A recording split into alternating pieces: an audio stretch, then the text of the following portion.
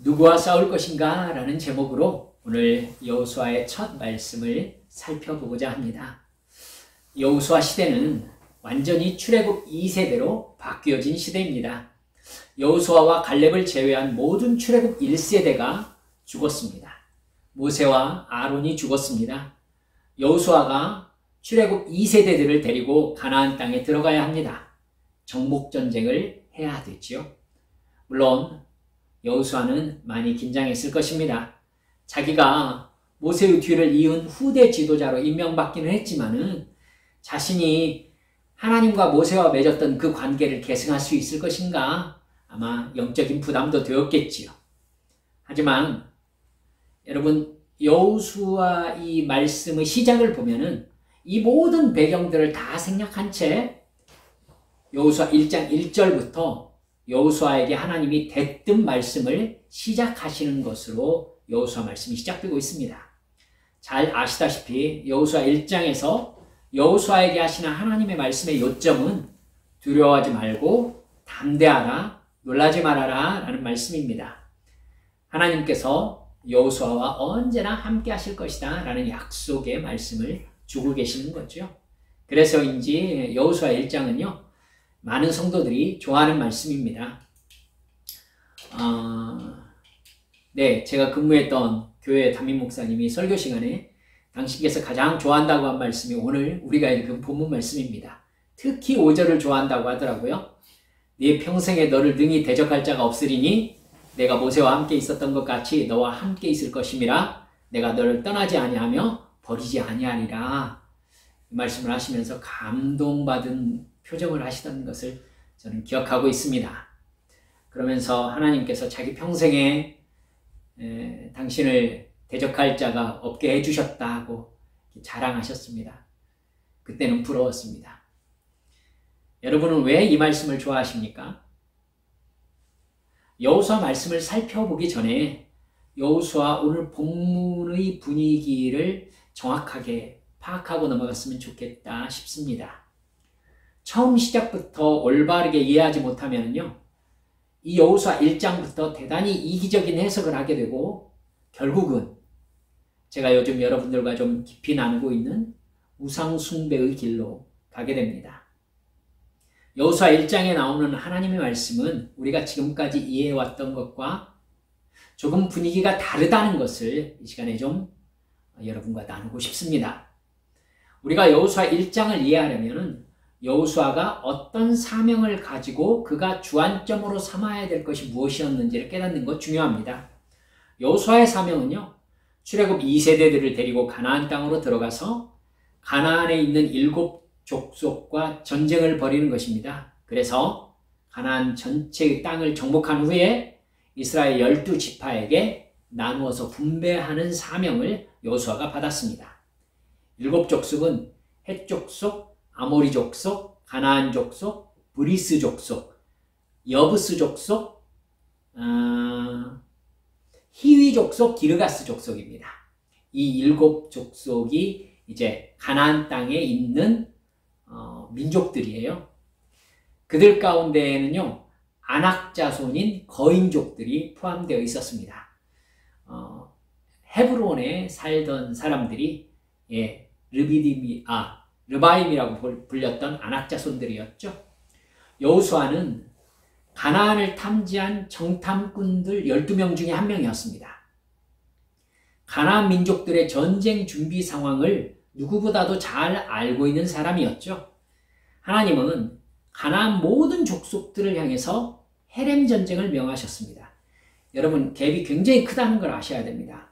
전쟁 준비가 잘 되어 있고 아낙 족속들은 정탐꾼들이 스스로 보기에 우리는 스스로 보기에도 메뚜기 같았다라고 할 정도로 거대한 사람들이었습니다. 여러분, 그런데 하나님의 명령은 이들을 모두 멸절시키라는 헤렘 전쟁을 명령하셨던 겁니다. 여러분, 가능한 일입니까? 그래서 정탐꾼 10명이 불가능합니다 라고 얘기했던 겁니다. 여러분, 근데 불가능합니다 라고 얘기했던 정탐꾼들은요, 헤렘 전쟁의 개념을 잘 몰랐기 때문에 그래요. 가나안 족속들의 죄가 하나님이 보시기에 완전한 죽음, 즉 진멸을 당할 만큼 가득 찼기 때문에 하나님께서 이스라엘 민족을 통해서 가나안에 있는 7민족을 심판하시는 전쟁이 가나안 정복전쟁이었어요. 심지어 신학자들까지도 하나님께서 가나안 땅의 생명을 모두 다 멸절시키는 것 너무나 잔인하다는 입장으로 얘기하는 사람들 있었습니다. 성경의 개념을 진짜 모르는 사람들이에요. 여러분, 하나님께서요, 가나안이 하나님 앞에 회개하기를 최소 6, 700년을 기다렸다는 걸 아셔야 돼요. 왜냐하면 가나안을 심판하실 계획을 하나님께서 아브라함 때 세워놨기 때문에 그래요. 지금 430년에다가 야곱, 이삭의 때를 지났어요. 그러니까 수백 년 동안 가나안이 죄를 회개하고 돌아오기를 하나님이 기다리셨다는 것을 아셔야 합니다. 그럼에도 불구하고 그들이 결국 회개하지 않고 멸절당할 만큼 죄를 짓고 살 것을 하나님이 그때 이미 내다보고 계셨던 것이기도 하고요. 여러분, 그러니까 겉으로 드러난 여호수아의 적은 분명히 가나안 민족이라고 할 수 있습니다. 그러면 하나님께서 여호수아 1장 9절에 말씀하신 말씀 다시 생각해 볼 필요가 생깁니다. 9절에서 하나님은 내가 네게 명령한 것이 아니냐? 가고 담대하라. 두려워하지 말며 놀라지 말라. 네가 어디로 가든지 내 하나님 여호와가 너와 함께 하느니라 말씀하셨습니다.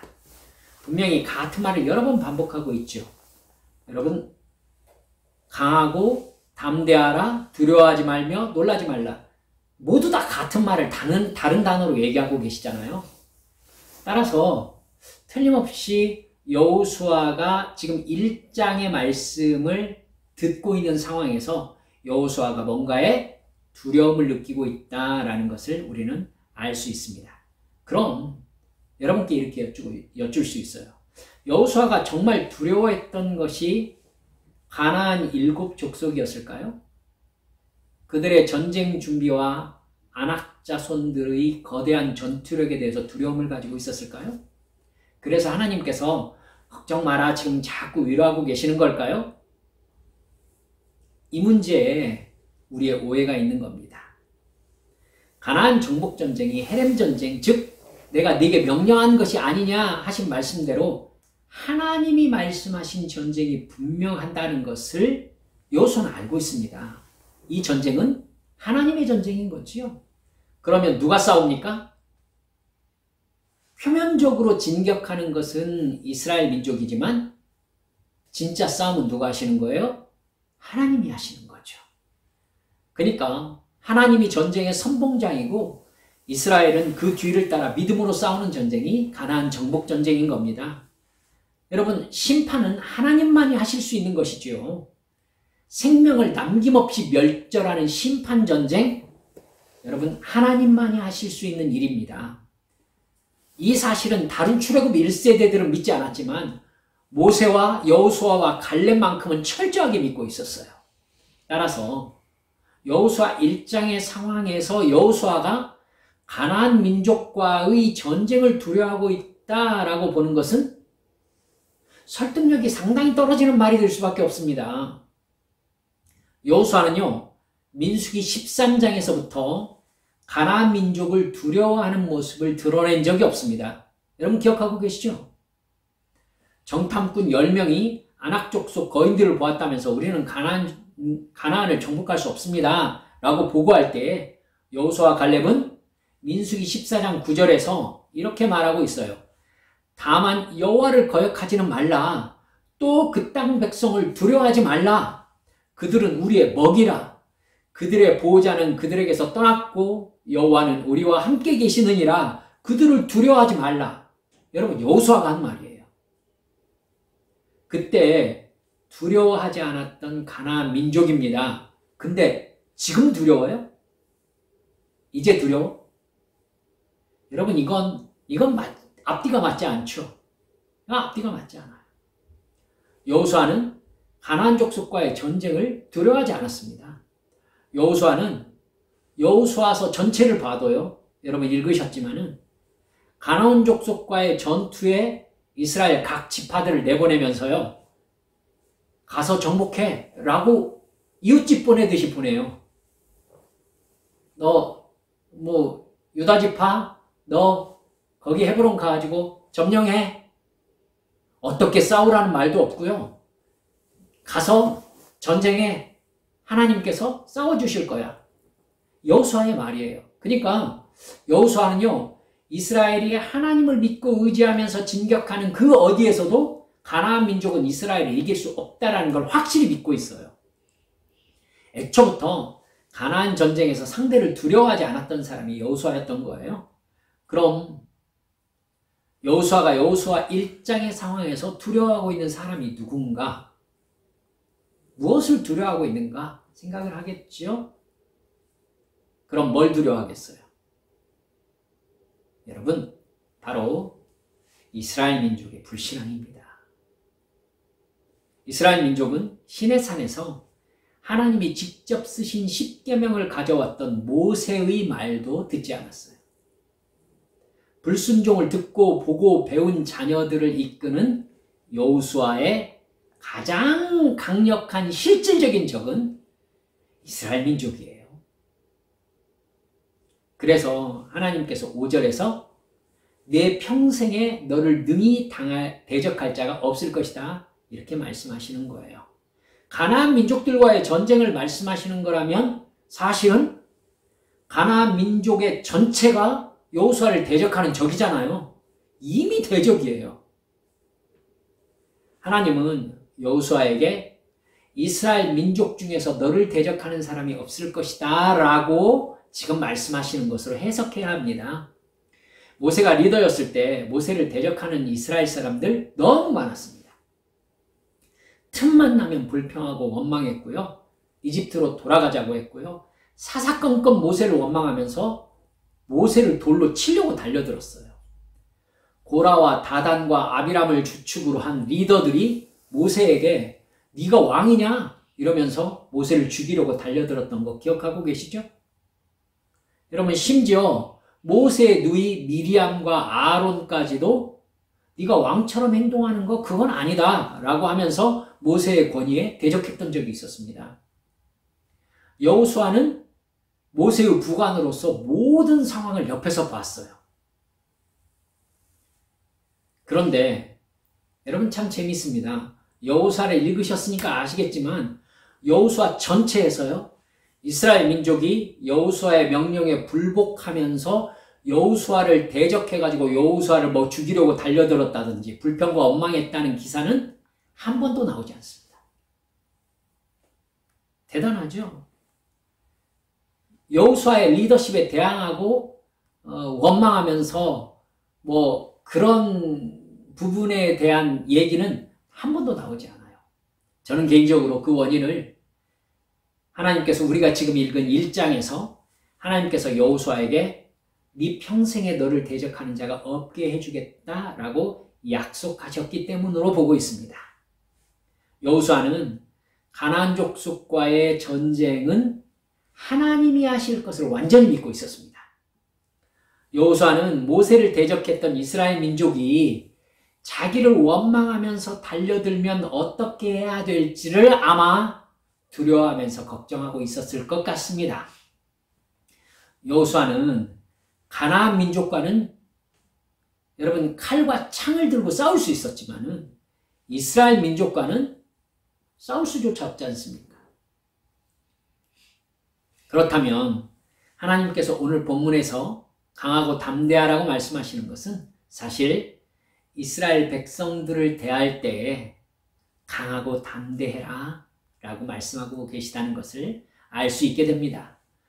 그러면 하나님께서 모든 일에서 형통하고 잘 되는 방법에 대해서 말씀하신 것이 앞뒤가 맞아 들어갑니다. 하나님은 7, 8절 말씀에서 이렇게 여호수아가 이스라엘 백성들을 하나님의 말씀으로 잘 통솔할 수 있는 방법이 무엇인지를 이렇게 말씀하고 계세요. 오직 강하고 극히 담대하여 나의 종 모세가 내게 명령한 그 율법을 다 지켜 행하고 우로나 좌로나 치우치지 말라. 그리하면 어디로 가든지 형통하리니 이 율법책을 내 입에서 떠나지 말게 하며 주야로 그것을 묵상하여 그 안에 기록된 대로 다 지켜 행하라. 그리하면 내 길이 평탄하게 될 것이며 내가 형통하리라. 하나님의 말씀대로 다 지켜 행하면 하나님께서 이스라엘 앞에서 여호수아의 권위를 세워주시겠다는 말씀인 것입니다. 여호수아가 전쟁을 두려워하고 있다면 하나님께서 내가 싸우는 전쟁 아니냐, 그러니까 걱정할 것 없다, 너는 뒤만 따라와라, 내가 싸워줄 것이다, 이렇게 말씀하시면 간단했겠지요. 하나님께서 여호수아에게 담대하고 두려워하지 말라라고 말씀하신 것은 이스라엘 민족이 모세에게 했던 것처럼 리더인 너에게 대적하지 않도록 내가 해줄 것이니까 이스라엘 민족을 바라보며 두려워하는 마음이 드는 것을 떨쳐버려라, 이렇게 말씀하신 것으로 봐야 되는 겁니다. 결국 하나님은 여호수아에게 너를 인도해 주시는 하나님을 믿어라 라고 말씀하시는 겁니다. 그런데 우리는 이 여호수아 1장을 너무 표면적으로 보는 바람에 여호수아의 두려움의 대상과 적을 가나안 민족이라고 생각하는 거예요. 그 바람에 우리는 여호수아 1장의 말씀을 사회생활하면서 나를 힘들게 하는 상황, 사람, 이 사람들을 적으로 인식하면서 하나님께 도와달라고 말하는데 여호수아 1장의 말씀을 사용하는 겁니다. 담대하고 두려워하지 말라고 하신 주님, 저를 힘들게 하는 아무개가 있고 이러이러한 상황이 있습니다. 주님 해결해 주세요. 또 이 사람이 저를 이기지 못하게 해주세요. 제가 여기서 실패하지 않게 해주세요. 주님만 믿고 강하고 담대하게 제가 힘을 내겠습니다. 이런 종류의 말로 이해한다는 겁니다. 그러면서 이 산지를 내게 주소서, 강하고 담대하라 막 이러면서 찬송을 부르는 것이죠. 하나님이 내 편이시라는 겁니다. 맞습니다. 하지만 좀 더 정확하게 얘기해보자는 겁니다. 여러분, 하나님이 어떤 내 편이시라는 거죠? 하나님의 말씀을 지키면서 영적 싸움을 해가는 나를 도와주시는 하나님이시라는 거예요. 아니면 하나님이 내 이익을 지켜주시는 하나님이라는 거예요. 손해보지 않게 해주실 것을 믿는다는 겁니까? 내가 이 거래에서 실패하지 않도록 해주실 것을 믿는다는 건가요? 회사에서 잘 되게 해주실 것을 믿는다는 건가요? 이번 계약 입찰한 거 되게 해주실 걸 믿는다는 건가요?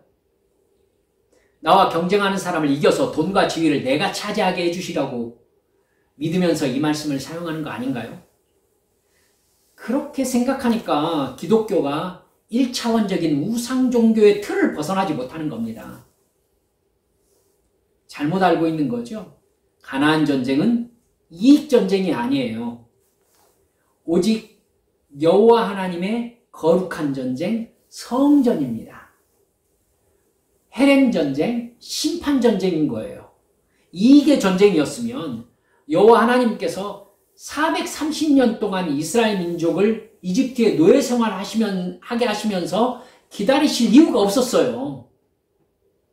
우리가 여러분 이 상황을 그대로 우리의 삶으로 가져와서 저를 도와주십시오, 강하고 담대하라고 하신 주님, 이렇게 기도할 것 같으면은 내가 맞부딪힌 상황 안에 있는 이 갈등 상황이 하나님의 성전 개념을 가지고 있어야 된다는 얘기가 되는 겁니다. 무슨 말이냐면 여러분 여호수아의 상황에서 가나안 민족들이 하나님의 진멸을 받아야 될 심판의 대상이었던 것처럼 나를 대적하는 사람이 하나님의 심판을 받아야 되는 사람이 되어야 되는 거잖아요. 그죠? 그래야 이 상황이 그 상황과 연결될 수 있잖아요. 그래서 심각하게 생각해 보자는 것입니다. 여러분, 우리가 사회생활하면서 힘든 상황 맞이했어요. 하나님 도와주십시오. 여호수아를 도와주신 하나님, 강하고 담대하라고 하신 주님, 이러면서 가나안 민족을 멸하는 것을 생각하고 계시다면 내가 부딪힌 상황 속에서 나와 대항하고 있는 그 사람이 하나님의 심판을 받아야 마땅한 존재라는 증거가 있어야 된다는 거죠. 정말 그렇습니까? 그래서 하나님께서 그 사람과 싸워가지고 심판하셔야 되는 상황이냔 말이에요. 우리가 너무 표면적으로 내 이익에 맞게 성경을 해석하려고 한단 말입니다. 나는 사실 대부분 이익을 놓고 그들과 경쟁하고 있을 뿐 아닙니까? 내가 하나님께 도움을 구할 때 옳음을 지키면서 죄 짓지 않게 도와주세요라고 기도하기보다 내 이익을 구할 때가 사실은 너무 많지 않습니까? 그렇다면 나는 여호수아 1장의 말씀을 이용해서 나를 도와주시라고 하는 것은 앞뒤가 안 맞는 얘기가 되는 거죠. 전제가 다른 전제인 겁니다. 더구나 하나님은요, 여호수아에게 어떤 상황에도 좌우로 치우치지 말고 하나님의 말씀에 순종하면 형통하게 해주실 것이다 라는 말씀, 즉 승리의 방법을 이미 제시해 주셨습니다. 더 나아가 본다면 우리와 직접 연관이 있다고 할 만한 이 신약 성경에서는요, 적을 예상하고 담대하라 라고 예수님이 말씀하신 경우가 딱 2번 나옵니다. 사도행전 23장 11절에서 이렇게 나와요. 그날 밤에 주께서 바울 곁에 서서 이르시되, 바울에게 예수님께서 말씀하신 거예요. 담대하라. 네가 예루살렘에서 나의 일을 증언한 것 같이 로마에서도 증언하여라 하리라 하시니라. 또 요한복음 16장 33절에서 이렇게 나옵니다. 예수님께서 말씀하셨어요. 이것을 너희에게 이르는 것은 너희로 내 안에서 평안을 누리게 하려 함이라. 세상에서는 너희가 환난을 당하나 담대하라. 내가 세상을 이겼노라. 예수님께서 무엇에 대하여 담대하라고 말씀하고 계세요? 나를 힘들게 하는 상황입니까? 나를 힘들게 하는 사람입니까? 나를 고민에 빠뜨리는 가족입니까? 아닙니다. 여호수아에게 하나님도, 제자들에게 예수님도, 바울 사도에게 예수님도, 너희들이 싸워야 될 대상은 하나님을 믿지 못하게 하는 불신앙, 즉 죄라고 말씀하고 계시는 거예요. 상황이 나의 믿음을 흔들어서 하나님이 정말 나를 사랑하시는가? 나를 도와주시는가? 하는 믿음의 의심이 드는 마음, 그 마음과 싸워야 된다는 거예요. 외부적 상황으로 너의 믿음이 흔들리는 상황, 이것과 싸워야 된다는 거예요. 여호수아에게 이스라엘 민족이 대항할 때 여호수아 근심하는 게 그거잖아요. 저는 어떻게 해야 합니까? 두려워하지 말아라. 너를 대항하지 않도록 내가 조치를 취해주겠다. 그리고 너는 이 율법의 말씀을 마음속에 새기고 좌로나 우로나 치우치지 말고 이걸 지켜 행해라. 무슨 말이에요? 하나님 앞에 온전해라. 하나님 앞에 죄짓지 말아라. 하나님을 믿어라. 그러면 네가 무엇을 하든지 형통하도록 내가 만들어줄 것이다. 여러분, 하나님께서 하시는 말씀은요, 지금 사실 성경 전체를 통해 일관성이 있어요. 이스라엘 민족, 예수 그리스도를 믿는 우리들 모두 진짜 적은 나의 이익관계에서 나를 힘들게 하는 그런 존재가 아니에요. 무엇입니까? 바로 죄입니다. 죄. 주님께서는 죄와 싸워야 한다. 이스라엘 민족이 불신앙에 빠지거든 너 싸워라. 네 마음속에 불신앙이 쳐들어오거든 싸워라. 담대해라. 절대 믿음 흔들리지 마라. 이겁니다. 그렇게 믿음을 지켜서 하나님의 말씀에 순종하는 너의 영의 원칙이 흔들리지 않으면 너의 길과 만남을 형통하게 인도해 주겠다. 주님이 약속하고 계신 거예요.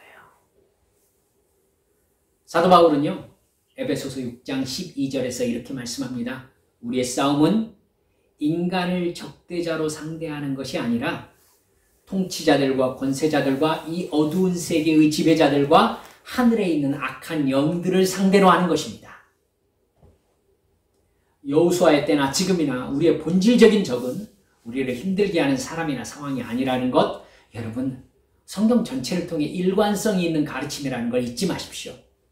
그 상황에서 내가 하나님의 신실하심을 의심하며 불순종에 빠지는 죄를 저지르는 것이 진짜 우리의 적인 거예요. 우리의 진짜 적은 사탄이죠. 늘 우리가 상황을 바라보면서 하나님과 사랑의 관계를 의심하도록 만드는 존재, 하나님의 은혜를 의심하도록 만드는 존재, 사탄입니다. 그 유혹에 우리의 옛사람, 거듭나지 못했던 옛사람은 너무나 쉽게 빠져들었어요. 사탄과 옛사람은 이익이라는 관점으로 하나님의 은혜와 사랑을 판단하게 하거든요. 여러분, 하나님이 나를 사랑하신다면 나를 잘되게 해주시고 건강하게 해주시고 모든 게 부유하게 해주시고 형통하게 해주셔야 되는데 상황이 이게 뭐야? 하나님이 나를 사랑하지 않으신 것 아닌가? 여러분, 이게 바로 사탄의 유혹이라는 겁니다. 하나님이 여호수아 1장에서 여호수아에게 경계하고 있는 게 바로 이 부분이에요. 네가 상황을 바라보면서 불신앙에 빠져드는 것, 이것을 싸워 이겨야 한다. 싸워 이길 수 있는 방법은 상황과 관계없이 하나님의 말씀에 붙잡혀 그 말씀에 끝까지 순종하는 것이다. 이렇게 말씀하고 계시는 겁니다. 불신앙이 우리의 적입니다. 바로 그렇게 육적인 상황에서 부딪힌 것이 나를 힘들게 할 때, 그럼에도 불구하고 하나님께서 나와 함께 하심을 믿고 의심과 불안과 두려움을 물리치고 나에게 명하신 하나님의 말씀에 순종하기로 결단하라는 것입니다. 그러면 성령님께서 나에게 하나님을 믿는 믿음을 부어주십니다. 하나님은 내가 어떤 상황에서도 죄에 대하여, 하나님의 뜻인 의에 대하여, 심판에 대하여 올바로 깨닫고 하나님의 말씀에 순종함으로 거듭난 하나님의 자녀답게 살기를 바라시는 겁니다. 어떤 상황에서도. 그리고 우리가 깨어 기도하며 주님과 동행하면 우리를 그렇게 살도록 인도하십니다. 여호수아에게 이 율법의 말씀을 좌로나 우로나 치우치지 말고 끝까지 지켜라. 그러면 너는 근심 혹은 불신앙의 유혹으로부터 승리할 수 있다 라고 말씀하시는 것처럼 하나님은 오늘 우리에게 뭐라고 하시는 겁니까? 깨어 기도해라. 주의 말씀을 늘 가까이 해라. 예배를 사모해라. 늘 주님과 동행하면서 성령의 음성에 귀를 기울여라. 네 마음속에 깨닫게 하는 대로 바로바로 행동에 옮겨 순종해라. 그러면 내가 너의 길을 형통의 길로 인도해 주마. 내가 너를 붙잡아 주마. 끝내 영적 전쟁에서 사탄에게 지지 않도록 내가 너를 도와주겠다. 약속하고 계시는 거예요. 여러분, 순종을 가로막는 모든 불신앙의 마음 예수 이름으로 물리치시기 바랍니다. 예.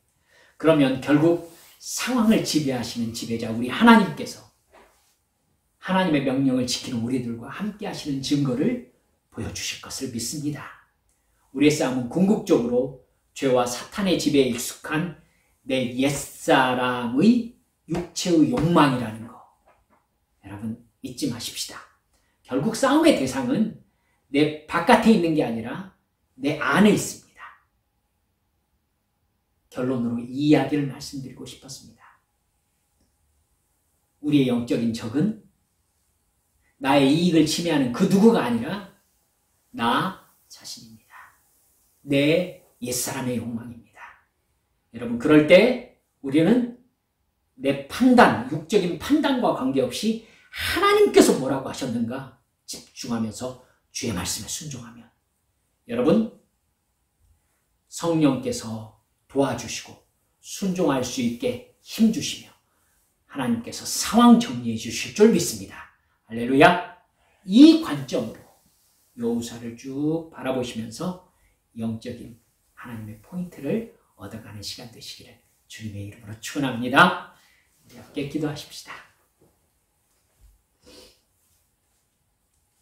사랑하는 여러분들, 여호수아 1장에서 우리가 이렇게 지금까지 많은 포인트를 두고 생각했던 나의 이익을 침해하는 어떤 대상을 적으로 생각하게 하는 그런 설교 혹은 그런 이해들을 우리가 많이 지금까지 이렇게 접해왔지 않습니까?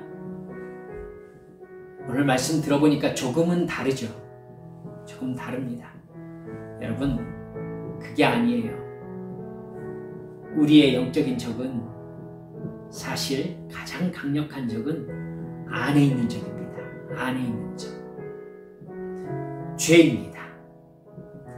우리 시간 우리 주님 앞에 함께 기도하면서 우리의 싸움은 순종의 전쟁이라는 걸 깨달으십시다. 외부적인 모든 상황은요 이미 하나님께서 앞장서 가고 계십니다. 내가 결정해야 되는 것은 앞서가시는 주님을 내가 정말로 따라갈 수 있을 것인가 라는 부분이에요. 구름기둥과 불기둥은 언제나 앞서갔습니다. 여러분, 이스라엘 백성들 안에서 진짜 문제가 발생했었던 것이 성경의 역사 아니겠습니까? 바깥에서 문제가 발생한 경우는 없어요. 안에서 문제가 발생했기 때문에 바깥의 침입을 하나님께서 허용하셨던 것입니다. 주여, 제가 죄와 싸워 이기게 해주시옵소서. 어떤 상황에 있든지 좌로나 우로나 치우치지 않고 하나님의 말씀에 순종하는 믿음 저에게 부어주옵소서. 이 시간 주님 앞에 함께 통성으로 기도하시겠습니다. 아버지 하나님 감사합니다.